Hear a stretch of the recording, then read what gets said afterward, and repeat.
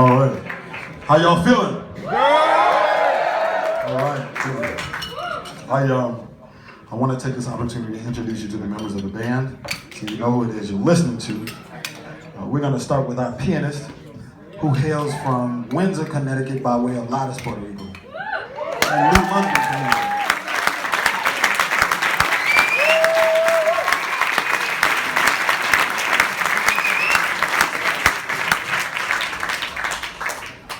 So Zakai's a guy that I've looked up to for as long as I can remember playing this music. We actually met each other in Havana, Cuba, when he was about 15 or 16, I was maybe 14 or 15, something like that. And we sparked a friendship then. When I got to college in Boston, he had been at the New England Conservatory already for a year. And his little brother is my bestie on the planet, right?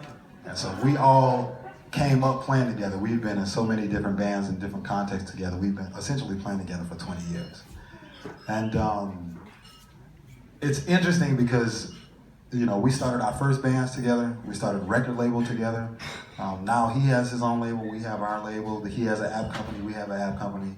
And to see where all of this stuff began, like literally like young boys on the sides of the streets in Boston with like boom boxes playing jazz shit, like, you want some jazz shit, don't you? And really doing that, like taking it from like the streets of Boston to being on the cover of Billboard magazine while we were still like 19 years old and in school. And we were on the cover twice that year, which was even more insane. And to see what this guy has been able to put together, obviously you heard what he just did on the piano. Like, there's nothing that he can't do.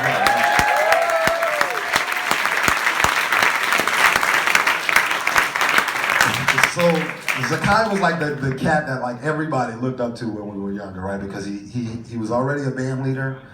He obviously had the acumen to be able to play anything, any different culture of music. He was the acumen that he had was really interesting because he was 19, 20 years old, but he already understood how to build bands with personalities so that they would balance themselves and all of these things. Like beautiful band leading. Plus, when we were younger, all of the girls thought he was the cutest thing on the planet. So we all wanted to be Zakai. Like, oh, shit, man, here comes Zakai.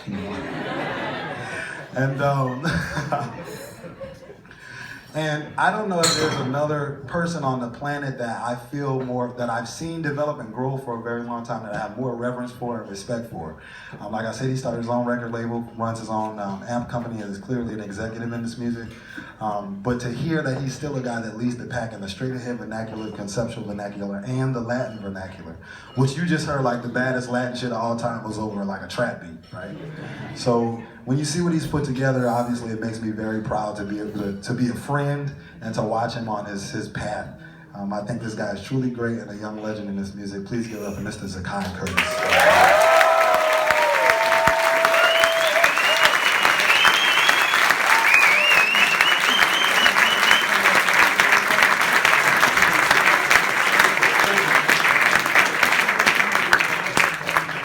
On the acoustic bass, this gentleman joined the group about 4 months ago. He started playing with us. And it's funny because I called him for a gig because his brother Lucas couldn't make the end of the tour. And I called Logan up, I'm like, yo, do you have a guy in Europe that plays incredibly well, has great time, is not afraid to really dig in with drummers, gonna play some melodies and all that stuff? He's like, I got the perfect guy. So we called Max for the gig. He shows up for the rehearsal, he knows all of the music. You remember that? He knew everything. It was like, I didn't have to tell him anything, right? Which is obviously great for me because I do shit, right? Ooh, good job, motherfucker, later.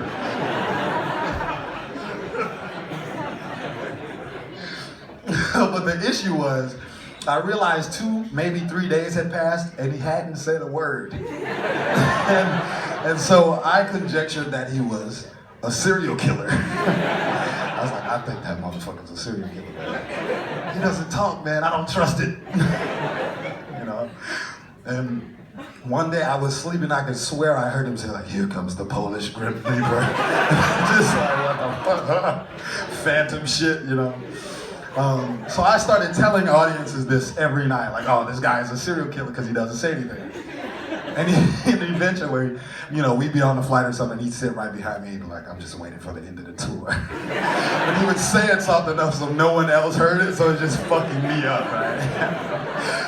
So last day of the tour, I get to my bedroom, right, I'm just like decided, oh, the tour is over, we've been out for, I think we were out for like 5 weeks that run or something like insane, right? And so I get in my bed, I get up to my room, I get in the bed, like I'm like butt fucking naked in the bed, just like, my bed tonight.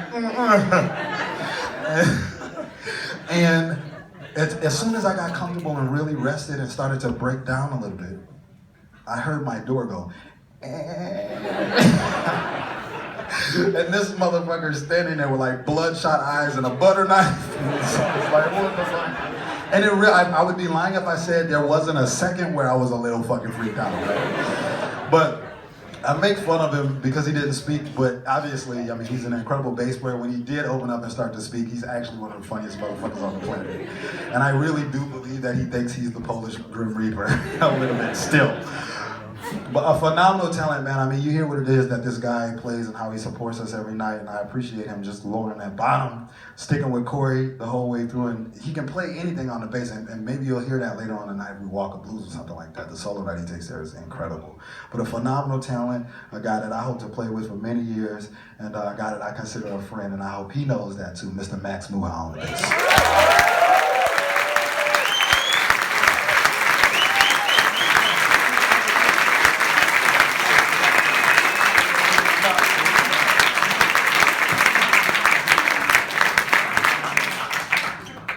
All right, on the drums, we have the bad boy of jazz drumming, y'all. He's it. I actually met Corey when he was like 14 years old, right? He was a little kid. And we met at the Grammys.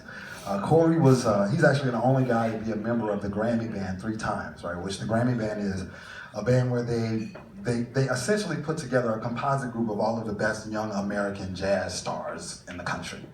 And so they put them all together when they're under 18 and they force them to get along. It's like, you motherfuckers are gonna be around each other for a while, so learn to get along. Sometimes there's issues, right? You ain't speaking on nothing, he's like, snitches get stitches. He said, I was good. Don't lie to us. No, so we finished playing the concert. I went in to perform as the special guest because one of my records had been nominated, and after the concert was over, I'm leaving out, and I'm thinking about everything that I just experienced and witnessed with these kids, right? And so Corey comes running out. He's shorter. He has no hair at all. Right? He's like, Mr. Scott, Mr. Scott, Mr. Scott, I love your music. Am I embarrassing you a little bit? Is this a little embarrassing? I'm sorry. That was the first time it dawned on me that might not be some shit he wanted people to know. Fuck it, we started. Underway. So he's, Mr. Scott, I love your music, put me in the band. Like, I'm ready, put me in. So I'm like, all right, hold on, little fella. You know, you're a little young. He was like 14 at the time. Like Zakai and I, we started to rumor about that age, and we knew exactly why you shouldn't have a 14-year-old on the road, right? Because you don't know, it could be some wild shit. Like, can I give an example? I'm just gonna make some shit up, okay? So don't judge me for my examples. Or do you want to hear a real story? Yeah! Okay, you guys want to hear the story of the first time I went to Japan? Okay, so I get to Japan, right? And I'm sleeping, it's like the day before a concert, and I'm just like knocked out. I had never been on this side of the planet. I'm like 14, 15 years old. And a notable trumpet player who will remain nameless calls my room up and he's like, yo, you wake up. Your uncle's been shot. He's dying. Yes. Right, yeah, so I jump out of bed, like I'm in like boxers and like, I don't know, maybe like fucking FUBU or something like that at the time. And like flip-flops or something, or boom, hit the streets. And it's all of these guys, and something should have told me, this is fucking weird. I get downstairs, like 10 dudes, all jazz musicians, all older guys, right? They're like, yeah, you gotta come this way to the hospital, man, Duck's been shot. Now mind you, I'm from New Orleans, so I believe it when you say motherfuckers have been shot, because I've seen a lot of people shot, right? So it's like, okay, cool, he's shot, let's go take care of it. So I go down, I follow these guys. It seems like we're walking forever, which is kind of like, why didn't we get a cab? It's like, why are we walking, right? But I'm delirious still. So these guys, they walk me to this building, And the door opens up to the building, and it's like a Japanese guy that's standing by the door, and he's just like giving them the nod, like, now. And so they like shove me into this room, and the door's closed behind me, and it's super quiet, and then lights come on, and this hallway appears, and there's like smoke and sounds. And as I walk down the hallway, it sounds like people are getting hurt, but they like it. Right. And so, obviously, as a 14-year-old, I'm a little curious. And so, of course, like at this age, I had never touched anybody, nothing. Like I was just like a fucking nerd, jazz nerd. Like I like the trumpet and dumb shit, you know? And so I'm hearing all of these sounds, and I walk through the hallway, and I'm just like, you know what? Let's see what's going on behind one of these doors. So then I'm like, I open this door up, and I kid you not, I swear on everything, Grace, right? There is a young Japanese girl who is on her knees, and there are like 8 Japanese guys standing around her yelling shit and squeezing squid ink and also hurting themselves. That's the only way I can describe what I saw. That shit was fucking weird to me. and my natural mammalian instinct was like, protect this woman, right? So I jump in, right? And I'm like in between her with like my setup, like I'm finna wreck you motherfuckers, right? But then I realized that no one slowed down. It seemed like maybe it was all a part of the show. That shit freaked me out. And so then this madam, she comes in and she like pulls me out by my ear, and she's like, okay, I'm taking you home. I'm like, you know where I live? Which is all honestly really sad too, because she knew where all the jazz cats were.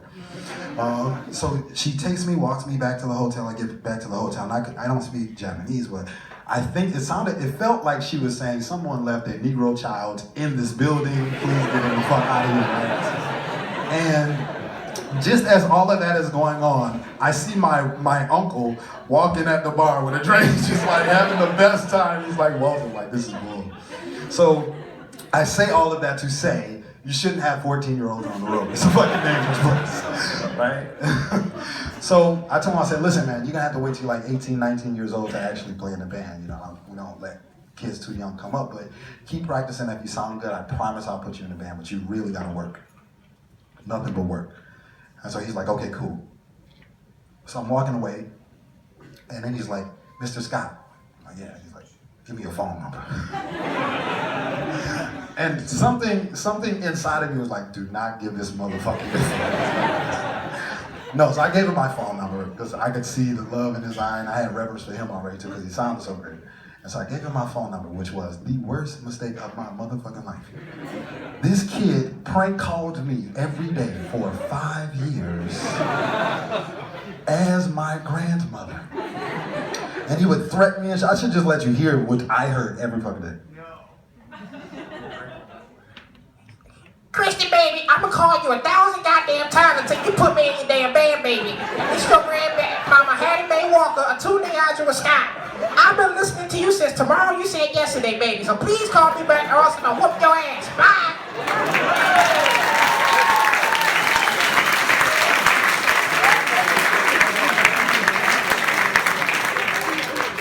So I heard that every day, right? Every day. And eventually I was like, look, whoever this is, stop fucking calling me. I don't know what this is, stop. And they stopped, and I got so sad. I didn't think that was gonna happen, but it's hard to take yourself seriously if someone calls you with this shit every day. But, you know, I'm joking around about these guys a lot, but Corey is a guy that I have the most respect for because of what he brings to the table every night is his heart. Like, we could go from being in Tokyo to being in Dubai and then have to play in Dublin in 3 days. And he may have the flu or hasn't slept in a week. And no matter what he's going through or enduring, if his hands are bleeding, if his muscles are sore, if any of these things, he could barely walk to the fucking gig. He's still gonna give 200% every night.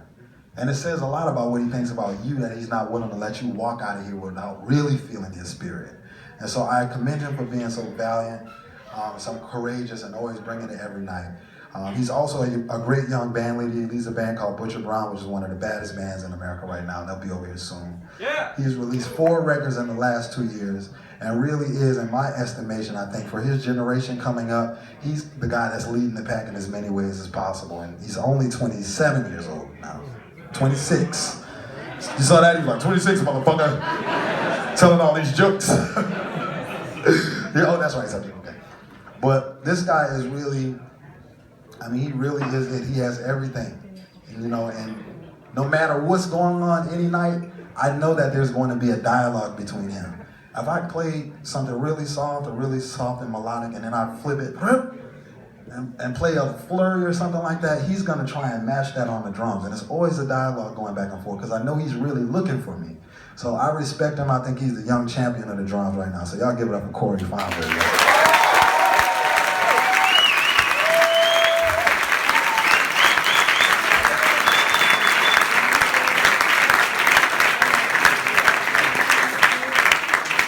Last but never least is our special guest tonight, a guy that,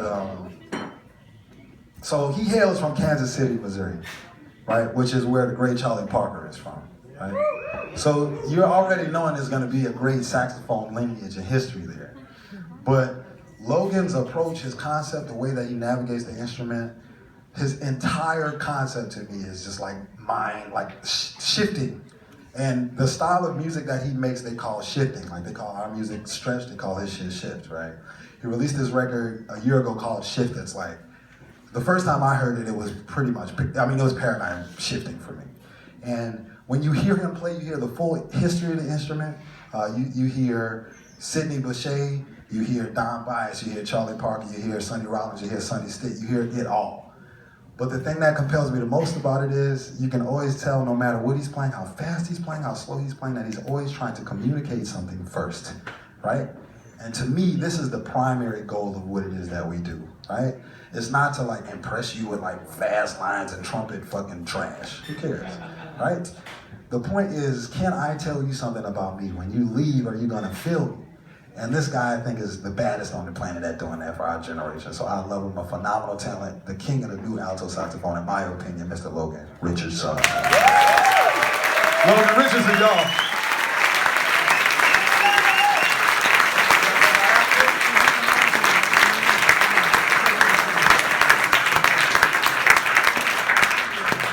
So this next one that we're gonna play is called Diaspora, and it's about the beautiful brown-skinned girls where I'm from.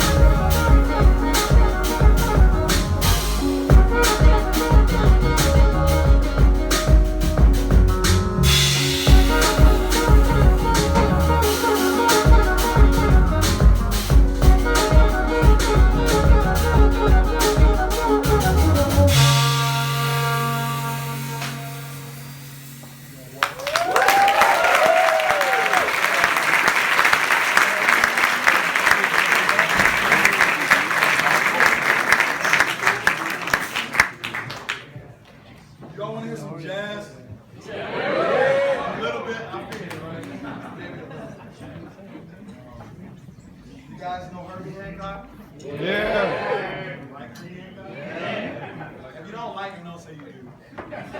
Do you like him? We're gonna play this song. Herbie was very not nice to me. I still play the song because of my reverence for him, but he was really not cool one day.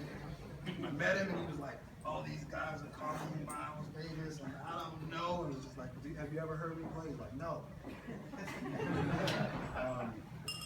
But I still love to play this song because it's one of the, I think, intense songs in the jazz idiom. So I love playing it. But this one is called "Eye of the Hurricane."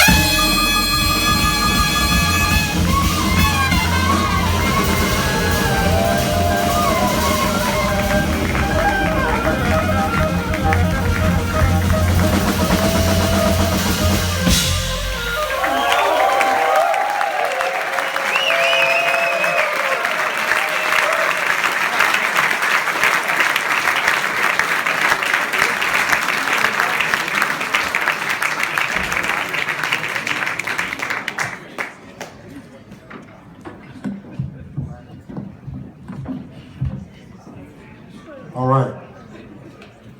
We have one more for you guys.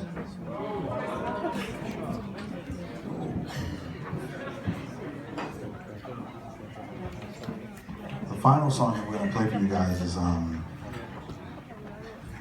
it's one that's written about much more serious subject matter than some of the preceding songs.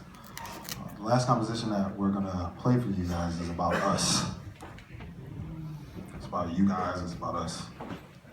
It's about me. It's about you. It's a song that was born out of me watching my grandfather as a younger person and the way that he navigated the world and the lessons that I learned from him and how they relate to us. So my grandfather's a guy named Donald Harrison Sr., Big Chief Donald Harrison Sr. He's the only man to be a chief of 4 different tribes or clans of Black Indians or Afro-Native Americans in Louisiana. My uncle has been chief for 20 years and I actually just became chief maybe 3 weeks ago.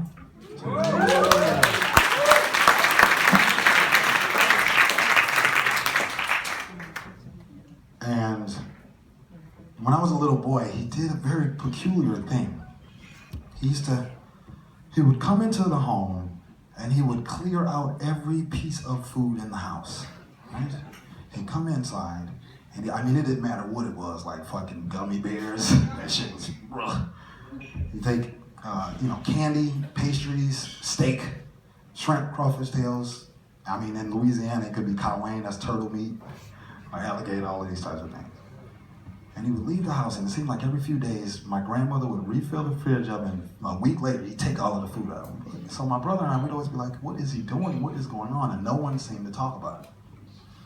And one day when I was about 11 years old, after seeing this my entire life, I mustered up the courage to ask him what he was doing. And he told me to follow him. And this man walked from one end of New Orleans, the lower Ninth Ward, all the way to the other end of New Orleans, all the way to back of town, what we call Gert Town, 17th Ward, giving away all this food. It was strange because he would walk for a mile and get to a junction, and he would give away all these things. And sometimes there'd be families out there waiting for food, sometimes it'd be little kids. And then he would restock, go into the bodega or grocery store and get a whole bunch of other stuff and walk and give things away. And then he'd get to like Magnolia Bridge, give all of that food away, restock. People from the neighborhood would also bring him food before he was walking. And then he'd go to the next neighborhood. And this went on for hours. And when I saw how elated the people were that somebody had food, it completely changed my life. In some ways it was a fracturing, but in other ways it fortified something that I feel is a very beautiful idea. New Orleans is a place where a lot of people deal with food insecurity, right? There are a myriad of issues there, but this is a big one. So hunger is a problem. And when we got home that night, I asked him, I said, why do you do what you do? Why are you doing this? And he said to me that you don't build tribes, you don't build clans, you don't build cities, you don't build states or provinces, you don't build countries or nations, you don't build with hate, you build with love. And obviously as a kid, I don't really know what he's talking about, but I can feel his energy when he's saying this to me.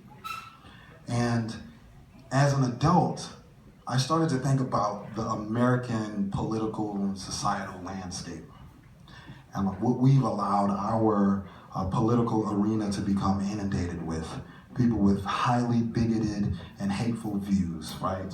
If you are a woman in America, right, there is gender equality. If you are a black person in America, there is racial inequality. If you are gay, there is sexual preference inequality, right? If you are from a cult or a religious sect or pact or ideology that is different from Christian, then in some ways you can be an enemy in America, right? And I started to think about this idea that as a generation, we actually have a profound opportunity in front of us, right? We could either be the generation that and when I say generation, I don't just mean between 24 and 35. When I say as a generation, I mean the folks that are alive now is the generation, right? This, what'd she say? Oh, thank you. Oh, cool. How old are you, ma'am? I can't see her, but. Huh?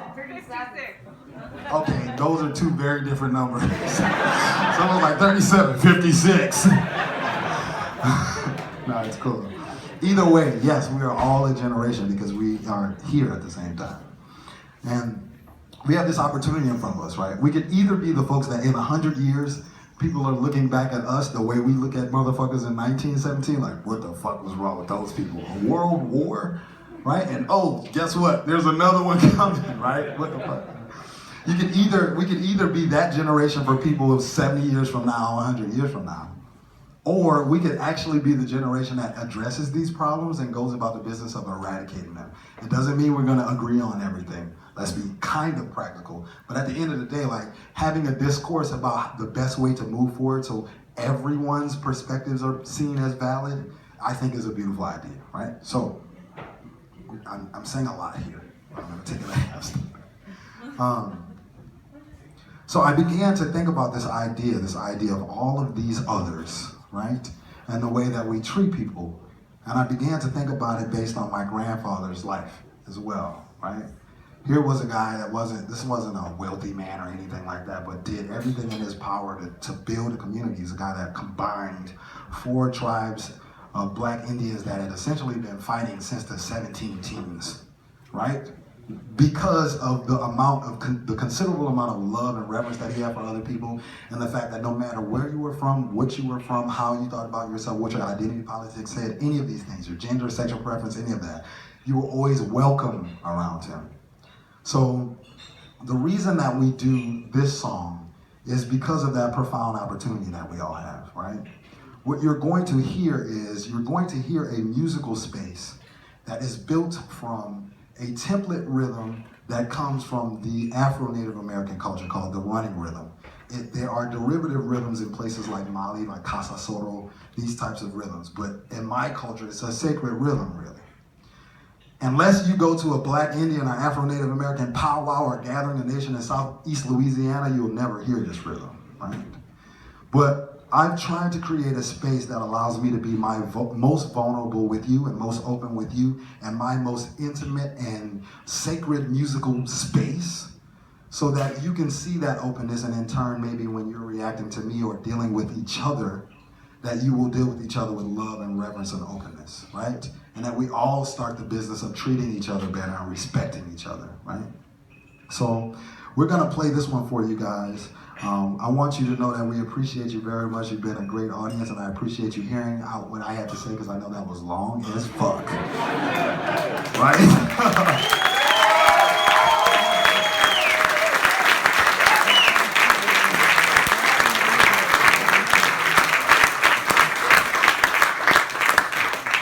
But I think it's high time that we go about the business of trying to eradicate these problems, right?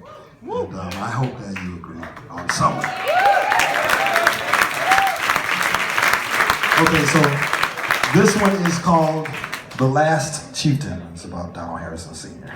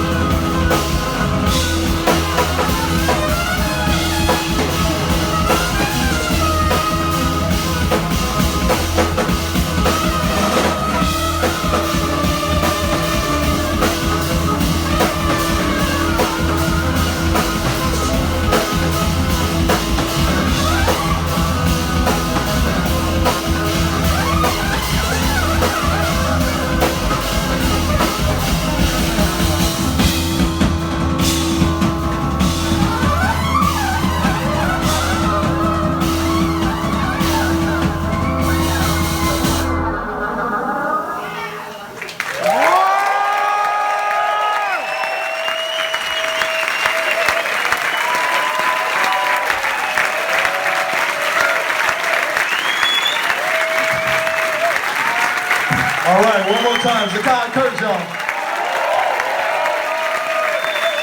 Max Muha on the bass, y'all. Corey Fonville on the drums. Logan Richardson on the alto saxophone.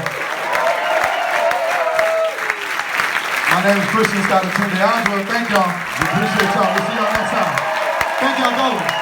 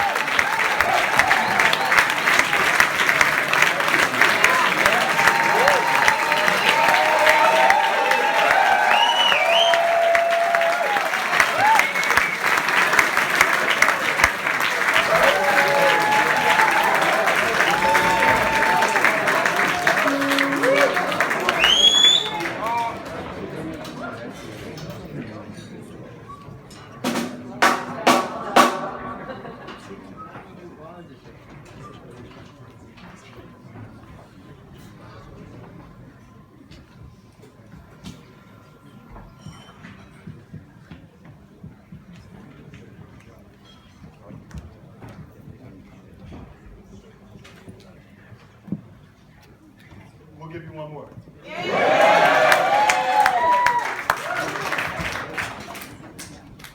It's really more of a collective thing.